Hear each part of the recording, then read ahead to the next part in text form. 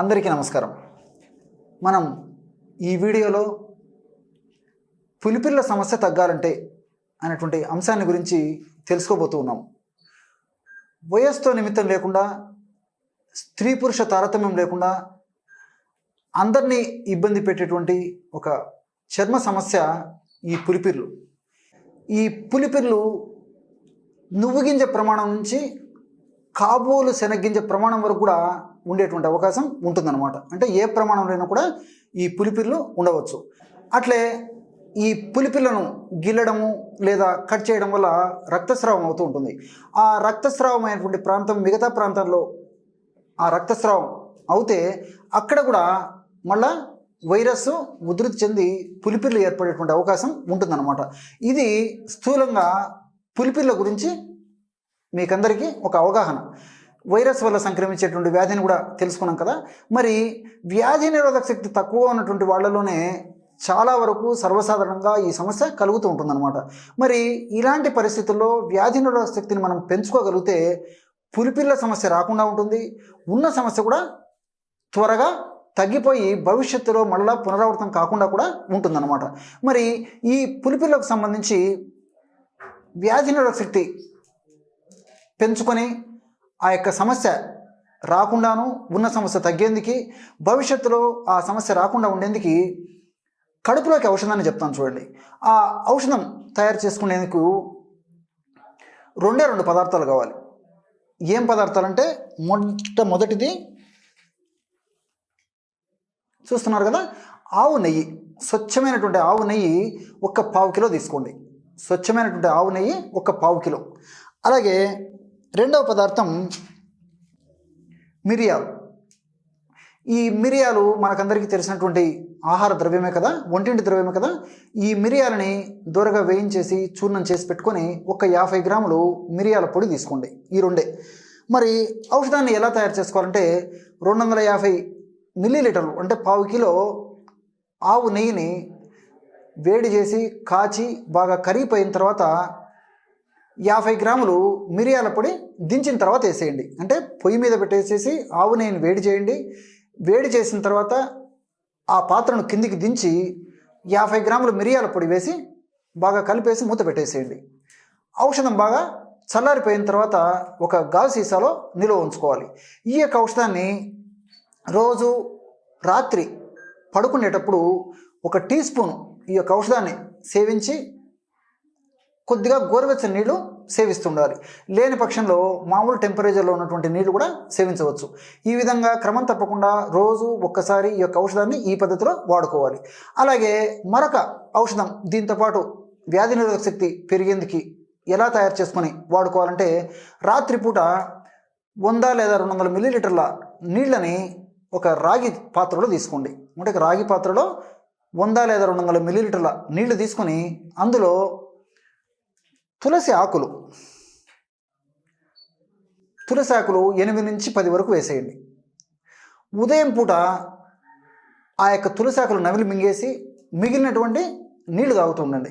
ఈ విధంగా ఉదయం పూట తులసి ఆకులు వేసినటువంటి రాగి చెంబులో ఉన్నటువంటి నీళ్లు తాగాలి, రాగి పాత్రలో ఉన్నటువంటి నీళ్లు తాగాలి ఉదయం పూట.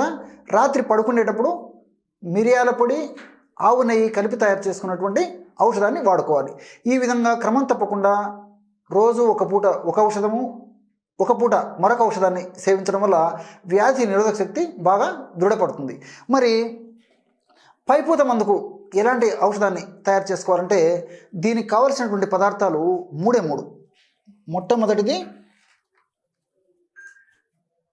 పసుపు కొమ్ముల నుంచి తయారు చేసుకున్నటువంటి పసుపు పొడి. చూస్తున్నారు కదా, మనకన్నీ తెలిసినటువంటివి పసుపు పొడి.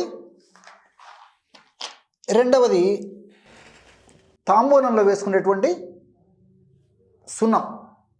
పసుపు పొడి, తాంబూలంలో వేసుకునేటువంటి సున్నము. మూడవది వంట సోడా. దీన్నే కొన్ని ప్రాంతాల్లో సోడా పొడి అనేటువంటి పేరుతో కూడా పిలుస్తూ ఉంటారు. వంటలకు ఉపయోగించేటువంటి ఈ యొక్క ఔషధం, ఆహార ద్రవ్యం వంట సోడా లేదా సోడా పొడి. ఈ 3 ఔషధాలలో మనం ఔషధాన్ని తయారు చేసుకోవాలి, మిశ్రమాన్ని తయారు చేసుకోవాలి. ఈ 3 పదార్థాలతో మనం ఔషధ మిశ్రితాన్ని తయారు చేసుకొని పైపూత మందుగా వాడుకోవాలి. తగినంత, అంటే ఉదాహరణకు మీకు ఎంత అవసరమైతే ఎంత పసుపు పొడి తీసుకోండి, దానికి సమానంగా సున్నం తీసుకోండి, దానికి సమానంగా వంట సోడా తీసుకోండి. అన్నీ సమానంగా, కొద్దిగా హెచ్చు తగ్గులైనా పర్వాలేదు అనమాట. ఈ 3 బాగా కలిపేసి తయారైనటువంటి ఆ యొక్క ఔషధాన్ని పులిపిరి ఎక్కడ ఉందో ఆ భాగంలో పట్టించేసేయండి. అంటే ఇప్పుడు ఈ టూత్ పిక్స్ కానీ ఇలాంటి పుల్లలు ఉంటాయి కదా, అలాంటి పుల్లతో ఆ యొక్క ఔషధాన్ని తీసుకొని పులిపిరి ఉన్నటువంటి భాగంలో పట్టించేసేయండి.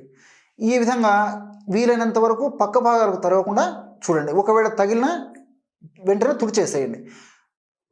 2 రోజులు 3 రోజుల కంటే కూడా ఎక్కువ అవసరం ఉండదు. జనరల్గా ఒక్కరోజు తప్పితే 2 రోజులకే ఆ పులిపిరి మాడిపోయి క్రమక్రమంగా ఊడిపోయేటువంటి పరిస్థితి ఏర్పడుతుంది.